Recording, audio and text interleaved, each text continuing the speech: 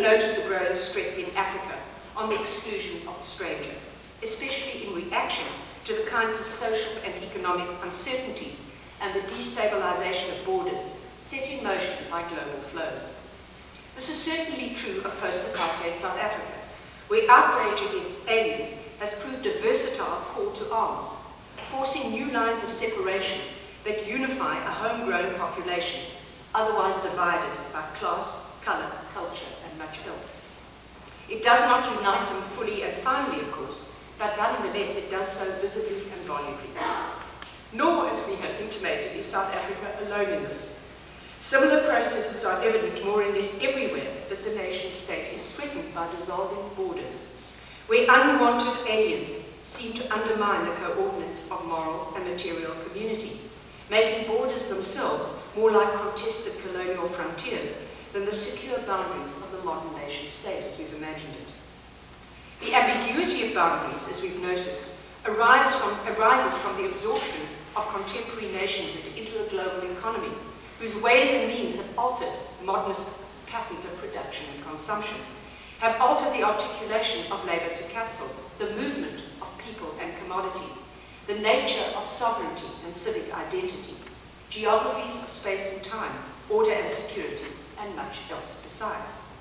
Because of their particular histories, post-colonies like South Africa manifest these things in especially acute form. But in many ways, they are merely condensed, hyper-extended prefigurations of what is becoming increasingly visible elsewhere.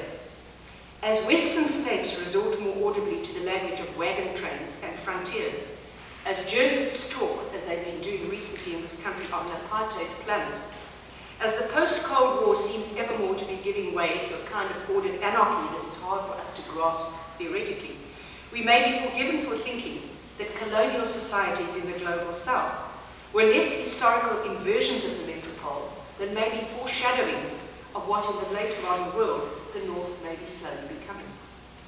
This speculation is not idle. It is arguable that European colonial regimes managed the political and economic tensions inherent in early modernity by means of a politics of spatial separation. The segregation of metropole and colony not only obscured their material and cultural interdependence, it also served to keep well apart the humanitarian, rule-governed, freedom-seeking impetus of liberal democracy from the exclusionary, divisive, and often violently secured forms of extraction and subjection that were its underside in the colony. Colonial societies were in many ways zones of occupation, sites in which the civilizing mission was undermined by the needs of control and profit, and by the need to secure frontiers held to separate order from chaos. Defending those borders in the name of progress often warranted the suspension of enlightened ways and means, even in the face of humanitarian outrage. The long process of decolonization that set the stage for the new age of empire has disrupted this spatial logic. The Cold War era might have marked a time between two imperial epochs, but it came undone when economies were deregulated and capital moved offshore, escaping state regulation, globalizing the division of labor, and deterritorializing sovereignty and jurisdiction.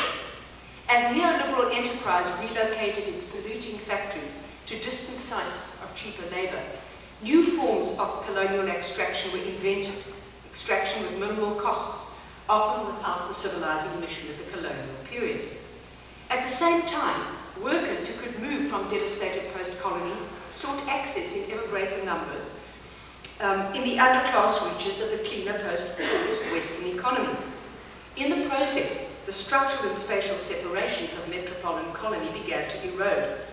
And as they do, and as that has happened, camps for illegal aliens, inner city wastelands, zones of occupation, burning banlieue, and so on, have produced colonial conditions and modes of governance in the heart of many first world polities. And many of us felt that at the time of Katrina. We looked at this and people said, it looks like Africa.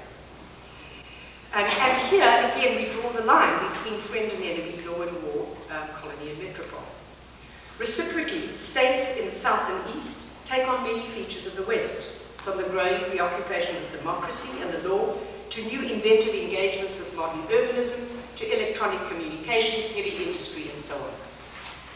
In the face of all this, received models of society and politics have undergone drastic revision in the West, for scholars and statesmen alike.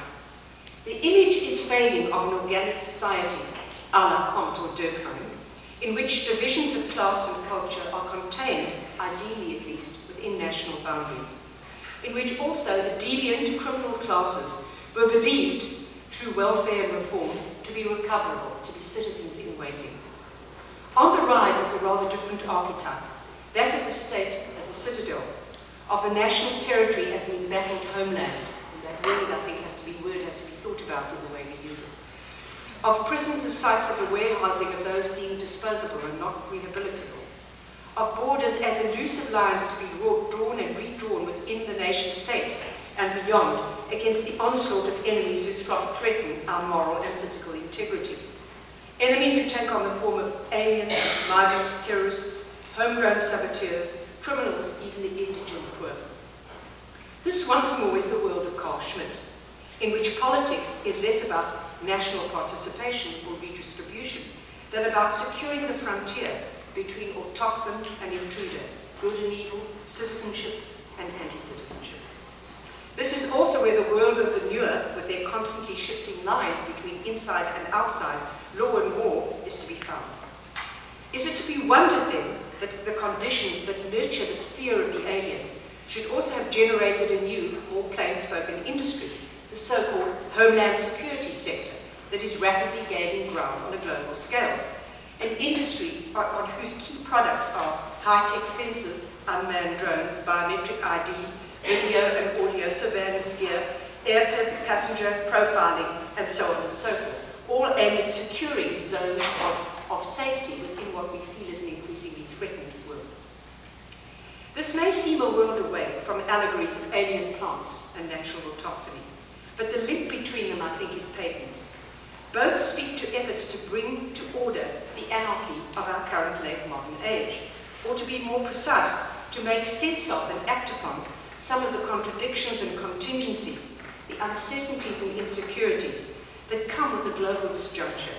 The disjuncture, that is, between the modernist world as we knew it and the new neoliberal world that is rapidly taking shape around us.